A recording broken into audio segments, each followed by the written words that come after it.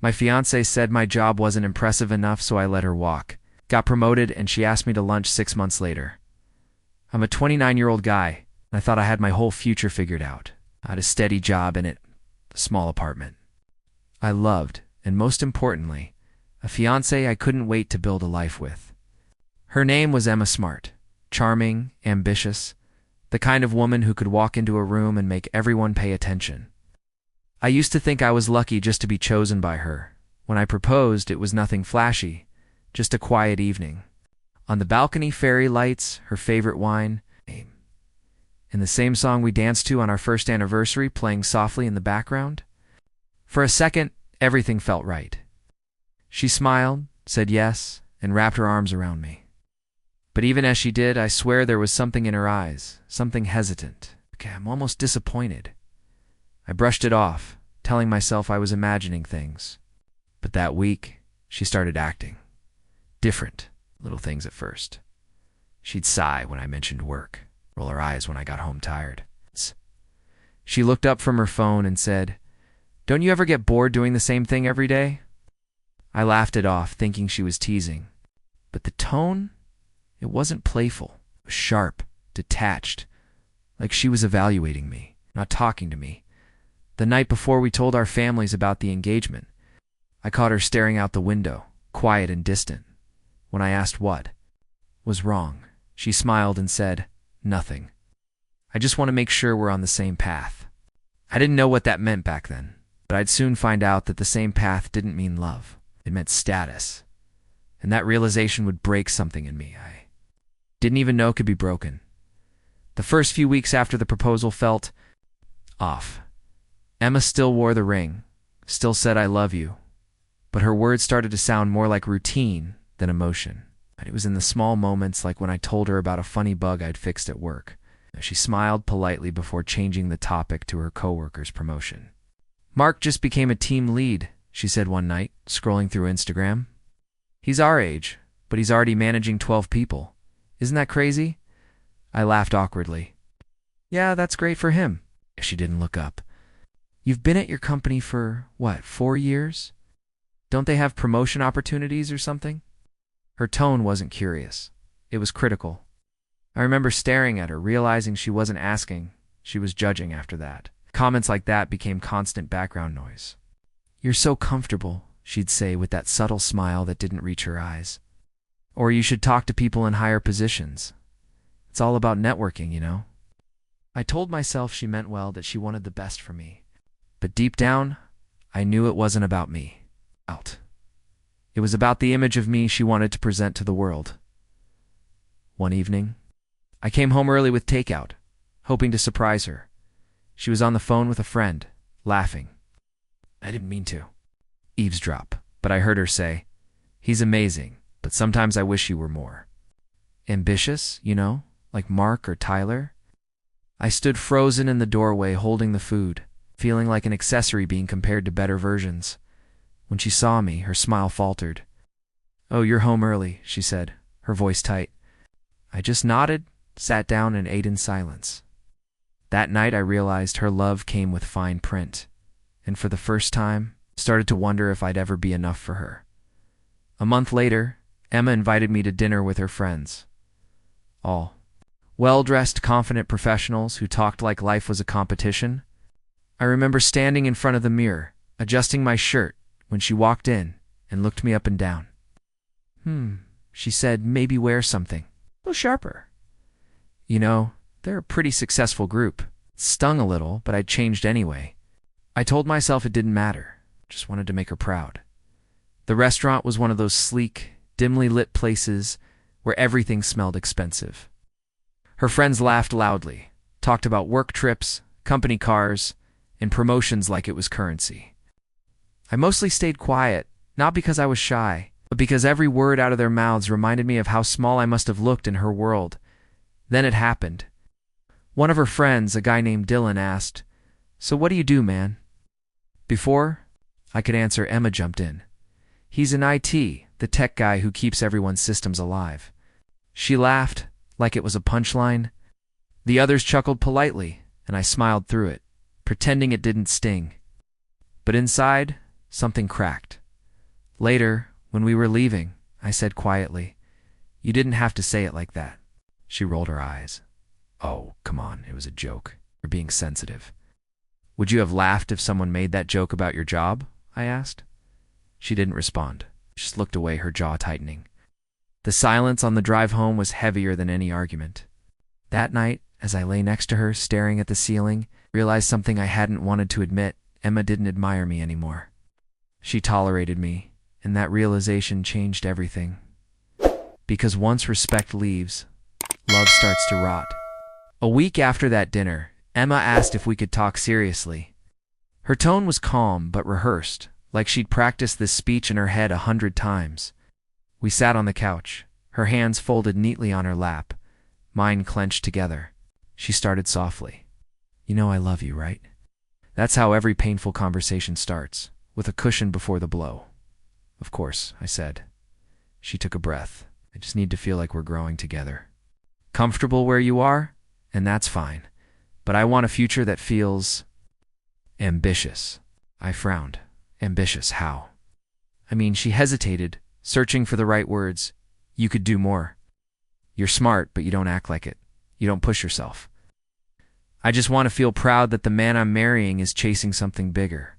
Her voice trembled slightly, but it wasn't emotion, it was frustration, the kind you get when someone isn't performing to your expectations. I didn't yell. I just sat there, numb. "So, you're not proud of me now?" "It's not what I'm saying," she said quickly. "I just think you're capable of more. Maybe look for better roles. Network. Take a few risks." Sounded like advice, but it felt like an ultimatum. That night, stayed up staring at my laptop, searching job boards I didn't even care about. My chest ached with this invisible pressure, like my worth depended on whether I could impress her the next morning. I left early for work. She texted me, "I know you'll do amazing things. No, I just want us to have the life we deserve." But the more I read it, the clearer it became. She didn't want our life. She wanted a version of it that looked good from the outside, and I was starting to realize I'd never fit into that picture. A few weeks later, an opportunity opened up at a larger firm, a senior IT analyst position. It was a big step up, the kind of job Emma would actually brag about. When I told her about it, her reaction wasn't what I expected. She didn't smile, didn't hug me. She just said, "That's great, I guess. I don't get your hopes up, okay?" Companies like that usually want people with management experience. Her words hit me like a slap. No encouragement, no faith. It's just a preemptive doubt, as if she wanted to shield herself from disappointment, or maybe shield her ego from being tied to mine if I failed. Still, I pushed through. I prepped for days reworking my resume, studying project documentation, practicing mock interviews late at night while she scrolled through her phone beside me. Sometimes she'd look up and say, "You're overthinking it." Before going back to Instagram, the morning of the interview, I stood by the door, adjusting my tie. "Wish me luck?" I asked, half joking. She looked up briefly. "You'll be fine," she said flatly. No kiss, no warmth. That silence followed me into the interview room like a ghost. But maybe that's what fueled me, the hunger to prove something, not just to the panel in front of me, but to the person who was supposed to believe in me the most. When I got home that evening, she was on the couch, laughing at her phone. I said, "I think it went well." She nodded without looking up. "That's nice." "Oh, did you see Sarah's fiancé's got promoted again? They're planning a trip to Italy." I just stared at her. That moment, I didn't feel small. I felt invisible, and deep down, a dangerous thought whispered for the first time. Maybe she didn't want me to succeed, because then she'd lose her reason to look down on me. The call came 3 days later. I got the job. The offer was better than I imagined. Higher pay, a senior title, even relocation benefits. For the first time in months, I felt proud of myself. I couldn't wait to tell her. I rushed home, holding the offer letter like it was proof of my worth. Emma was in the kitchen, sipping wine, scrolling through her phone. "I got it," I said, smiling. "The new position, they offered me the job." She looked up, expression unreadable. "Oh, really? Wow, that's nice. Nice." I laughed, confused. "Emma, This is the opportunity you said I should go for. She sighed. I just didn't expect you to take it so far. Where's the company again? Downtown. 40 minutes from here. She frowned. That's kind of far. I don't know if that fits with everything else we talked about. What everything else? I asked. That's when she said it. Calm, rehearsed, emotionless. I've been thinking, and I don't know if this is working anymore. We're not aligned career-wise. I love you, but I need someone who matches the lifestyle I'm building. I froze. Emma, this isn't about distance, is it? She hesitated, then said the words that broke me completely. Love doesn't pay bills, and it doesn't build a future. The room went silent. I felt the world narrow down to the sound of my own breathing. She took off her engagement ring, placed it on the counter, and said softly, You'll find someone perfect for where you're at. But I need more. I didn't say anything. I couldn't. I just watched her walk out with the same calm she used to talk about dinner plans that night. I sat staring at the empty space she left behind, realizing our love was never unconditional. It was an investment she decided to pull out of. The first week after she left felt unreal. Her perfume still lingered on the couch cushions. Her hair tie sat on my nightstand. Her half-empty bottle of shampoo mocked me from the shower shelf. Every corner of that apartment echoed with what used to be us, and now it was just me. At first, I tried to stay busy. I threw myself into unpacking work emails and onboarding forms, pretending her absence didn't burn. But silence is cruel. It stretches between every keystroke, every meal, every empty bed. I stopped eating properly. My friends called, but I let their messages pile up. I couldn't face anyone, not when my fiancé had basically told me I wasn't enough. My mind kept replaying her words like a curse. Love doesn't pay bills. At night, I'd lie awake imagining her with someone else, someone richer, more ambitious, the kind of man she probably thought I should have been. I started questioning everything, my career, my personality, even my worth as a man. One evening, my sister dropped by unannounced. She took one look at me, unshaven, empty-eyed, and said softly, You look like a ghost. I feel like one, I admitted. She sat beside me and said, You didn't lose her because you weren't enough. You lost her because she didn't know what enough meant. It hit harder than anything. Because deep down, I knew she was right. Emma didn't want love, she wanted validation through someone else's success. But knowing that didn't make it hurt less. The worst part? Even after everything, I still caught myself wishing she'd text me just once to say she missed me. But she didn't. And the longer the silence stretched, the more I started realizing couldn't wait for her to fill it. I'd have to fill it myself. It took me almost a month to drag myself out of that fog. One morning I looked in the mirror and barely recognized the man staring back, hollow eyes. Scruffy beard, a shell of someone who used to care. That's when it hit me. Emma might have broken my heart. But I was the one letting it stay broken, so I made a decision. No more surviving on autopilot. I was going to rebuild. It started small. I cleaned the apartment, got a haircut, started jogging after work. The first few days felt forced, but with every step, the weight on my chest lightened a little. Work became my refuge, not for escape this time, but for purpose. I volunteered for new projects, helped coworkers solve problems, stayed late not because I needed to impress anyone, but because I wanted to see what I was capable of. One night, my manager stopped by my desk. You've been on fire lately, he said. Keep this up, and we'll be talking promotion soon. For the first time in months, I smiled, not the fake one I used to wear for Emma, but a real one. At home, I started journaling again. Every entry was brutally honest. The guilt, the anger, the loneliness. But writing helped me see things clearly. I wasn't broken because she left. I was broken because I let her opinion define my worth. Slowly, I started enjoying things again. Weekend hikes, movie nights alone, cooking new recipes just for me. The loneliness didn't vanish, but it became quieter, more manageable. And one night, while watching city lights from my balcony, the same balcony where I once proposed, I realized something powerful. Maybe losing her wasn't punishment. Maybe it was the permission I needed to finally become myself. 3 months after Emma left. Everything in my life looked different. My mornings started early, Jim. Coffee, then straight to work. I wasn't running from pain anymore. I was building something new from it. Then, one Monday morning, my manager called me into his office. He had that poker face bosses where when they're about to drop big news. I sat down, expecting a performance review. Instead, he said, "You've exceeded every target we set. The leadership team noticed. We'd like to promote you, senior project manager. Effective next month." For a second, I couldn't breathe. He grinned. "You've earned this." When I walked out of that office, I didn't feel triumphant.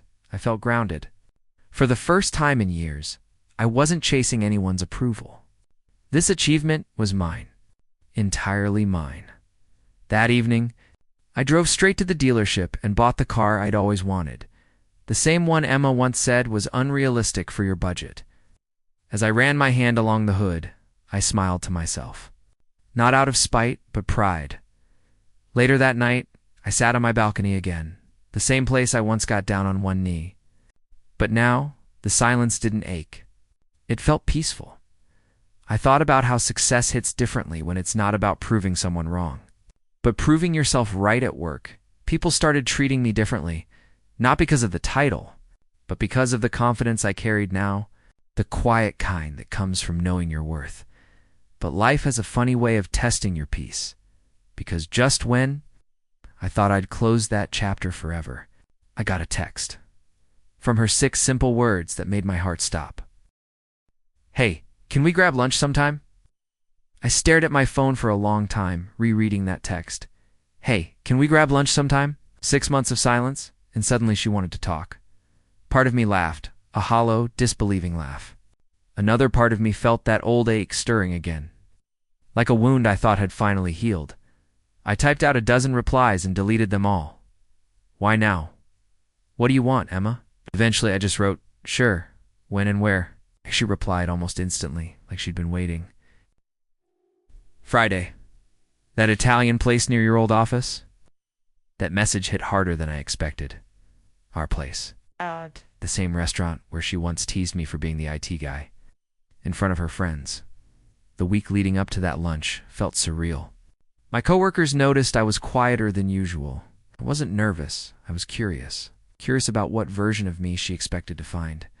Friday came fast. I got ready like I would for any meeting, neat, calm, controlled.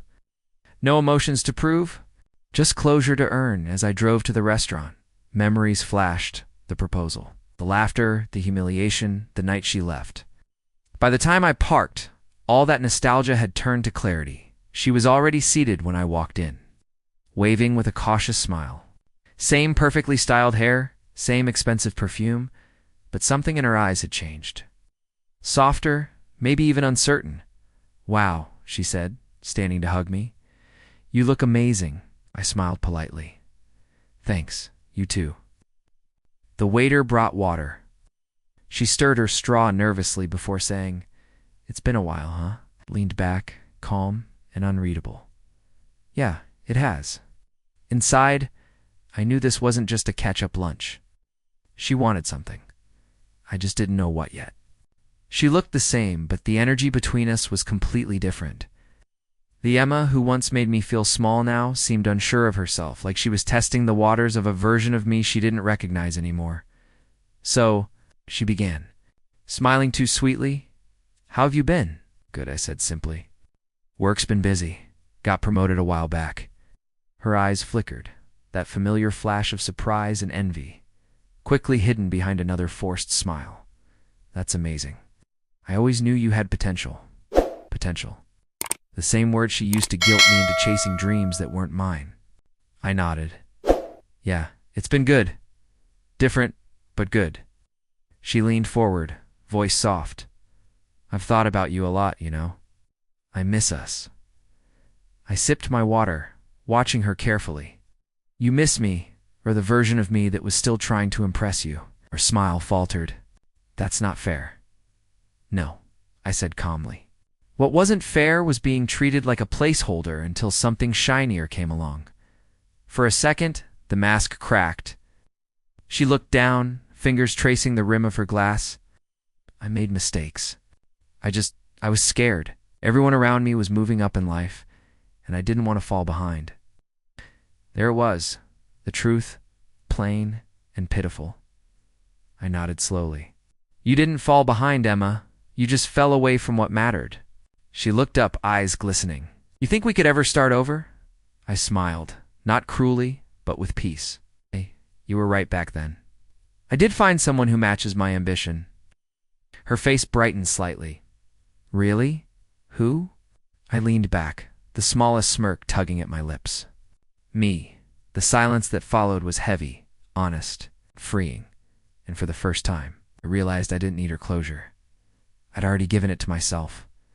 When I walked out of that restaurant, the sunlight felt different, warmer, cleaner, like it was filtering through everything I'd been carrying for months. I didn't look back to see if she watched me leave. I didn't need to. That chapter had already closed the moment I said her name without pain. Driving home. I thought about how love can twist when it's built on conditions. How someone can make you believe you're not enough just so they can feel like they are. For a long time, I blamed myself for not being ambitious enough, rich enough, impressive enough. But the truth was simpler. I just wasn't performing the version of love she wanted to show the world now. I didn't need to prove anything. My promotion, my success, those were side effects of something deeper. Peace. That night. I poured myself a glass of wine and stood on my balcony again, the same balcony where I once proposed. It's the same spot where I'd watched her walk away. The city lights shimmered below, and for the first time in a long time I felt gratitude. Not for her, but for the lesson. Sometimes losing someone isn't a tragedy, it's a rescue. My phone buzzed again that night. Message from Emma. I hope you're doing well. You deserve it. I smiled, muted the chat, and set the phone face down. No anger, no sadness, just quiet finality. Then I wrote one last journal entry before bed. It read, She once told me love doesn't pay bills. Yeah, she was right. It doesn't. But self-respect does something better. It pays peace. And as I turned off the light, I realized I didn't just survive her leaving. I outgrew it.